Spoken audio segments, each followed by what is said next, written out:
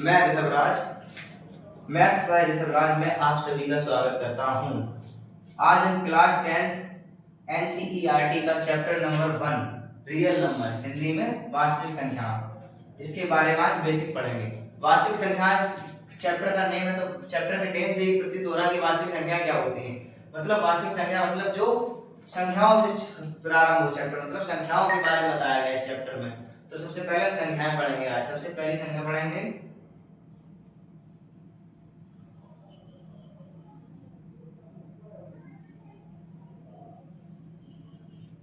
Natural number.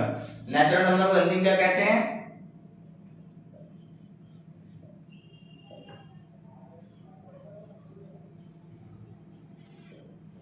प्राकृतिक संख्या। प्राकृतिक संख्या क्या होती है? प्राकृतिक संख्या होती है 1 2 3 4 5 dot dot dot dot infinite, मतलब अनंत तक चलती रहेंगी। इसकी कोई सीमा नहीं, आप गिन नहीं पाओगे, चलती रहेंगे। ठीक, अब उसके बाद और संख्या पढ़ेंगे दूसरी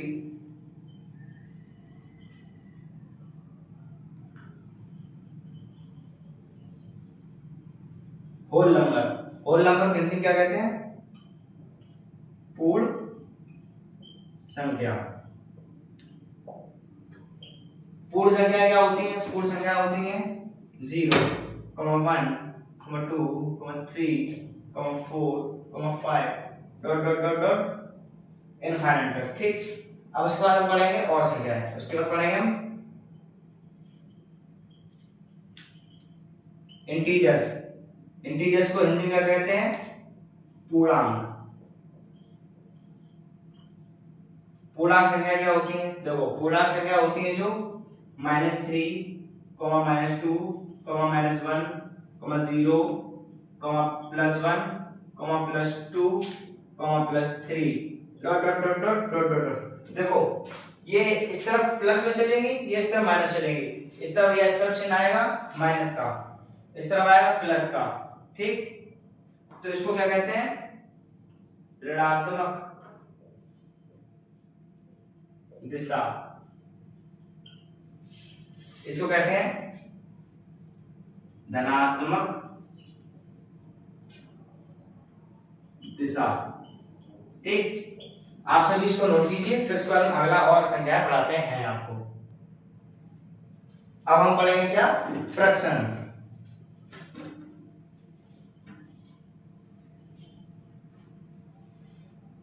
फ्रैक्शन, फ्रैक्शन को हिंदी में क्या कहते हैं? भिन्न। देखिए, भिन्न क्या होती है? देखो, a part of whole,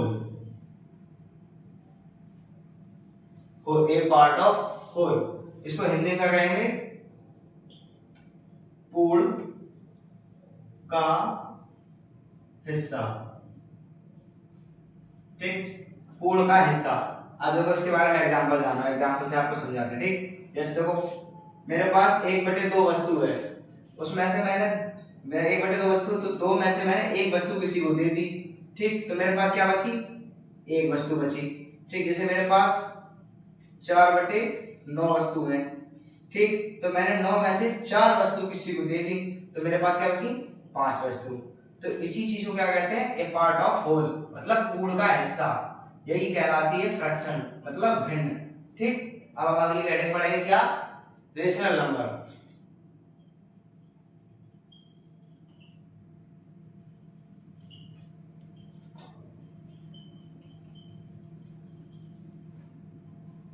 rational number, rational number को क्या कहते हैं हिंदी में? परिमेय संख्या। रेशनल नंबर कहते हैं परिमेय संख्या। परिमेय संख्या क्या होती है? वे संख्या जो p/q के रूप में व्यक्त की जा सके। यानी कि देखो, लिख के दिखाता हूं, वे संख्या जो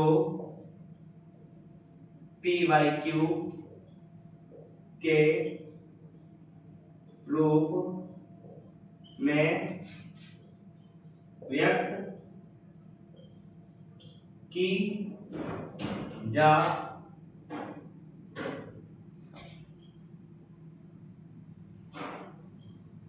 सकती हूं। ठीक, लेकिन इस संख्याओं को चेक करने के दो उदाहरण और है। जैसे देखो, पहला कारण P, Q belongs to integer यानी कि पूर्णांक। इसका मतलब है P या Q का मान पूर्णांक संख्याओं में से ही होगा, कोई ना कोई। ठीक, दूसरा reason Q does not equal 0, मतलब Q का मान 0 नहीं होना चाहिए। ठीक, अब इसके मैं एग्जांपल बताते दो आपको। इसके एग्जांपल है, देखो जैसे हमने माने 1/2, 3/2, 4/0। ठीक है, वो चेक करते हैं। P ये है, Q ये है। P का मान 1 है, पूर्णांक संख्याओं में आता है। Q का मान 2 है, पूर्णांक संख्या में आता है। तो ये परमेय संख्या है P/Q। P का मान 3 है, पूर्णांक संख्याओं में आता है। Q का मान 0, 6 है, ये पूर्णांक संख्याओं में आता है। ठीक, P/Q। P का मान 4 है, पूर्णांक संख्या में आता है। Q का मान 0 है, पूर्णांक संख्या में नहीं आता, लेकिन इसने कहा Q डज नॉट इक्वल 0, तो ये संख्या पूरा परमेय संख्या नहीं है। परमेय संख्या नहीं, क्योंकि Q डज नॉट इक्वल 0। आप इसको नोट कीजिए, फिर उसके बाद हम आगे चल के आपको दूसरी और संख्या बताते हैं। अब हम पढ़ेंगे, जैसे देखो 1/2 कोई संख्या है, तो 1/2 है तो 2 का भाग 1 में दो। देखो 1 में 2 का भाग दोगे तो 0 दशमलव लगाओगे, तो यहाँ 0 बढ़ाओगे तो 2 का भाड़ा पड़ोगे 10 से ज्यादा 5 बार, 2 पंचे 10, पूरा पूरा सॉल्व हो गया। तो इसका मान क्या आया? 0.5। ठीक, 0.5। ये कैसी संख्या है? शांत दशमलव है। शांत दशमलव है। क्यों है?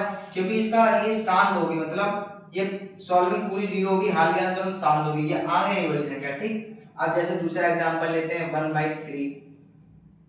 अब 1 में 3 का भाग दो, 0 लगाओ, दशमलव बढ़ाओ, 0 बढ़ाओ, 3 त्रिका 9, फिर 1, फिर 0 बढ़ाओ, 3 त्रिका 9, फिर 1, फिर 3 देखो, फिर 0 बढ़ाओ, 3 त्रिका 9, 1।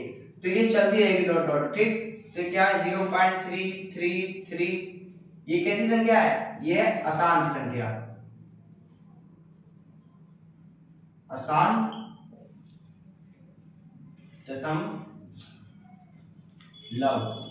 दशमलव है। ठीक, दूसरी बात, लेकिन इसकी पुनरावृत्ति हो रही है, यही है तो बार बार रिपीट हो रहा है। जो संख्या बार बार रिपीट हो तो उसको क्या कहते हैं? पुनरावृत्ति। पुनरावृत्ति है। ठीक, अब जैसे ये, ठीक, आप दूसरा उदाहरण देखो 1.41। देखो 1.41, 441, 4441। ये कैसी संख्या है? ये अशांत संख्या, बिल्कुल रुक नहीं रही, चलती जा रही है। पहली बात तो ये अशांत दशमलव, कैसे गए? अशांत दशमलव। दूसरी बात, ये कैसी है? ये इसकी पुनरावृत्ति नहीं हो रही, क्योंकि ये संख्या बार बार वही संख्या नहीं आ रही, तो चेंज होकर आ रही संख्या, तो इसकी पुनरावृत्ति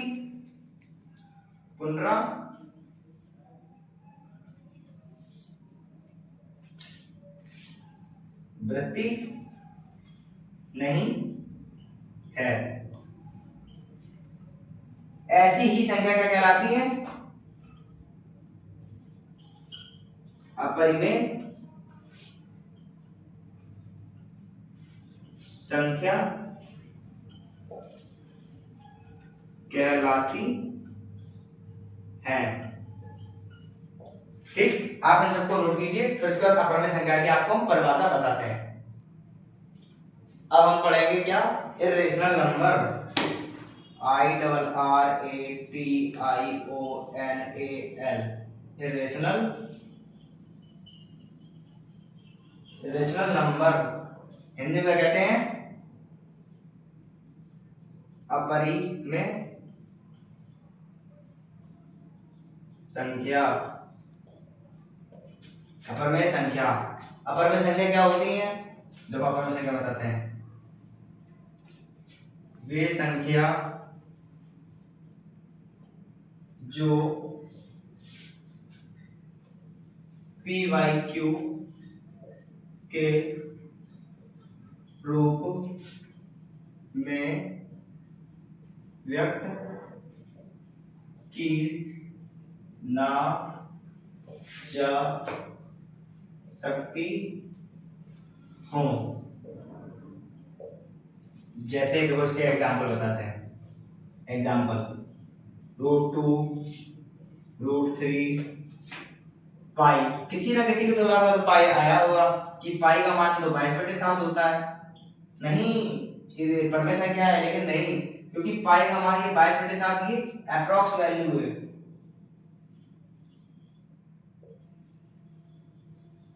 ये अप्रॉक्स वैल्यू है। अब इसकी जो करंट वैल्यू है वो है, करंट वैल्यू इसकी 3.14159.2।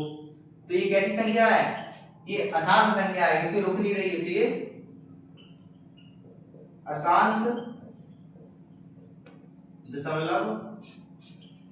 ठीक है। और दूसरी बात, इसकी पुनरावृत्ति नहीं हो रही क्योंकि वही संख्या दोबारा नहीं आ रही, तो इसकी पुनरावृत्ति भी नहीं हो रही है, तो पुनरावृत्ति नहीं है।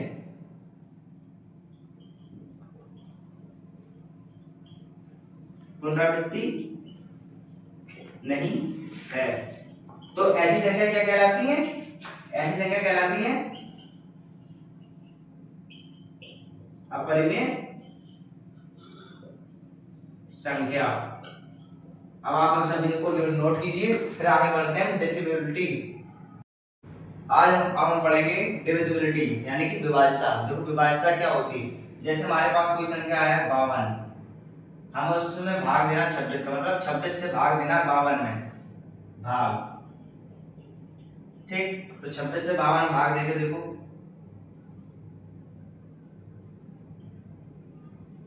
दो बार गया, तो क्या हम इसको ए, इसको बी, इसको सी मान सकते हैं? देखो जैसे a बराबर 52 बराबर होता है 26 इंटू 2, तो इसको पता है a, इसको b इंटू सी, तो a बराबर b इंटू सी होता है।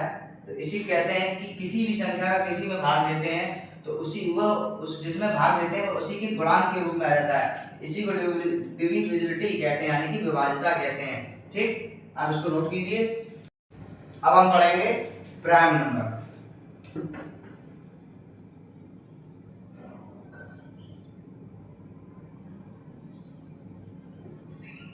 प्राइम नंबर क्या होता है? प्राइम नंबर को हिंदी में क्या कहते हैं?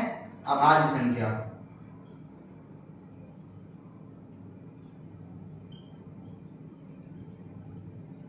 अभाज्य संख्या, इसकी परिभाषा क्या होती है? वे संख्या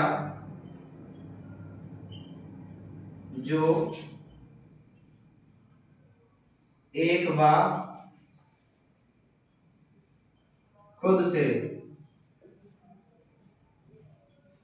विभाजित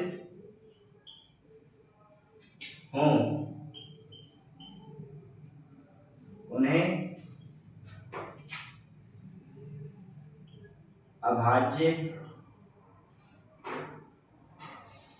संख्या कहते हैं।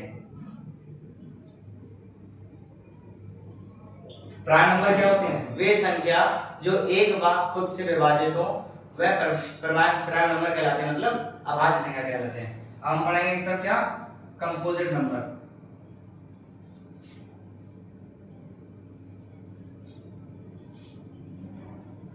कंपोजिट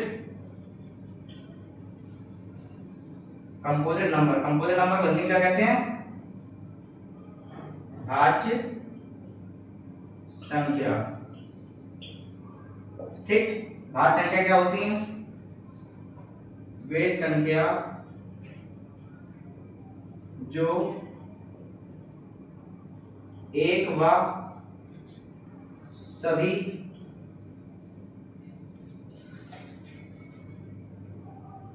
संख्या से एक व सभी संख्या से विभाजित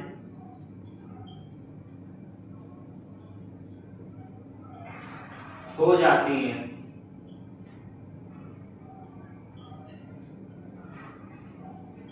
हो जाती हैं भाज्य संख्या कहलाती है।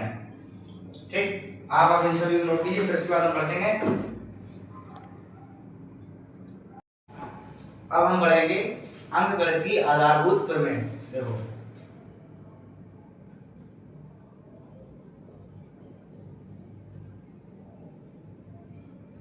अंकगणित की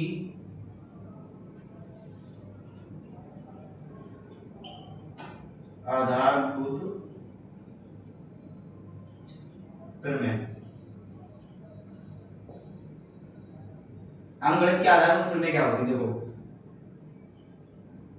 किसी भी भाज्य संख्या को अभाज्य गुणनखंड के रूप में व्यक्त किया जा सकता है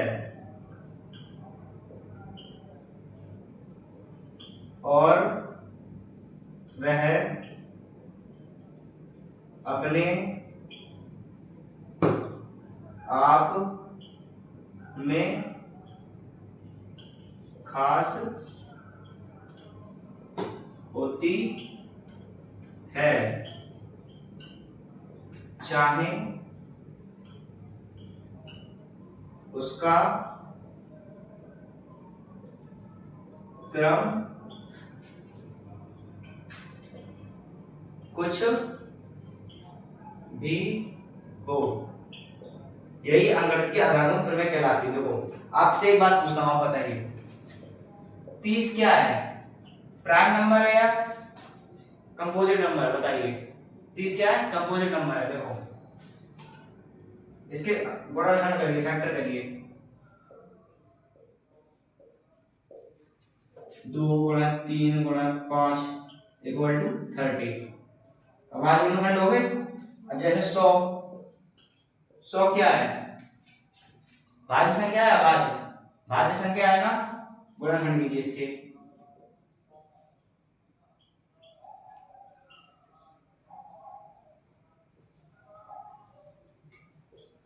इसे गुणनखंड क्या हो? 2 गुणा 2 गुणा 5 गुणा 5 इक्वल टू 100।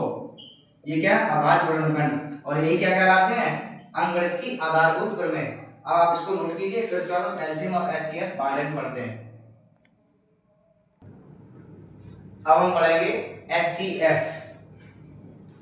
एचसीएफ का मतलब क्या होता है? मासा। इसका फुल फॉर्म क्या होता है? हाईएस्ट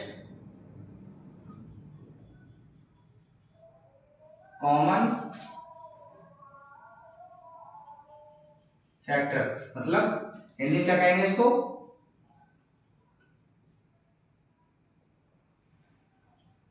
महत्तम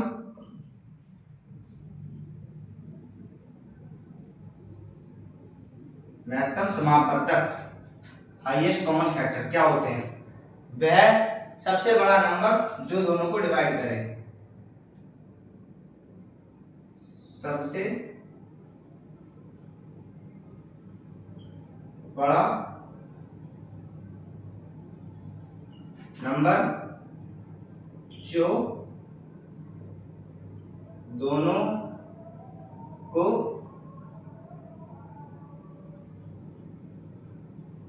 डिवाइड करे। देखो, इसके एग्जांपल देखो, देखते हैं। जैसे 36 और 48 है हमारे पास। अब ऐसी संख्या बताओ जो दोनों को बराबर बराबर डिवाइड करे, पूरा विभाजित कर दे। तो पहली संख्या होगी 2, फिर होगी 3, फिर होगी 4, फिर होगी 6, फिर होगी 12। तो इसमें क्या कहा गया है, सबसे बड़ा नंबर जो दोनों को डिवाइड करे। तो इसमें सबसे बड़ा क्या है, 2 3 4 6 12 में से क्या है 12। तो सबसे बड़ा नंबर क्या है 12। तो हमारा एचसीएफ क्या होगा, एचसीएफ बराबर होगा हमारा 12। ठीक, अब आप इसको नोट कीजिए, फिर एलसीएम बढ़ाते हैं। अब हम पढ़ेंगे एलसीएम, हिंदी में लासा। एलसीएम फुल फॉर्म क्या होता है, लीस्ट कॉमन मल्टीपल। हिंदी में क्या कहते हैं, लघुत्तम समापवर्तक।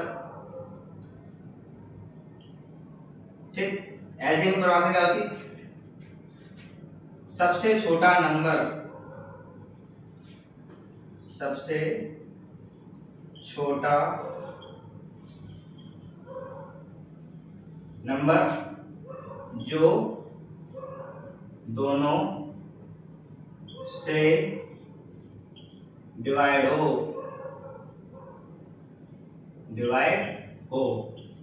ठीक। अब इसका एग्जांपल देखते हैं। देखो एग्जांपल, जैसे हमारे पास 10 और 25 है, ठीक। तो सबसे पहले देखो इसको गुणांक निकालते हैं, फैक्टर करते हैं इसके। 2 पंचे 10, 5 एकम 5, इसके 5 25, 5 एकम 5। तब इसके 10 के क्या हुए, 2 गुणा 5 बराबर 10। इसके क्या हुए, 5 गुणा 5 बराबर 10। ठीक है, अब इसमें से जो कॉमन है पहले वो लिख लेते हैं। इसमें और इसमें कॉमन क्या दिख रहा है आपको, देखो इसमें देखते हैं 5 कॉमन है और ये 5 कॉमन, तो इसको कॉमन लिख लिया। ठीक, तो इसको पहले लिख लिया यहाँ पे। ठीक, और जो बची हुई संख्या है फिर वो लिखते हैं। पहले 2 बचा इंटू 2, फिर इंटू 5 बचा ये, तो इक्वल टू 2 गुणा 5 25 बराबर 50। यही हमारा क्या होगा, एलसीएम। ठीक, इसी के साथ आपका आज बेसिक कंप्लीट होता है। अब अगले नेक्स्ट वीडियो में 1.1 एक्सरसाइज पढ़ेंगे। ठीक है, आप इसको नोट कर लीजिए। ठीक।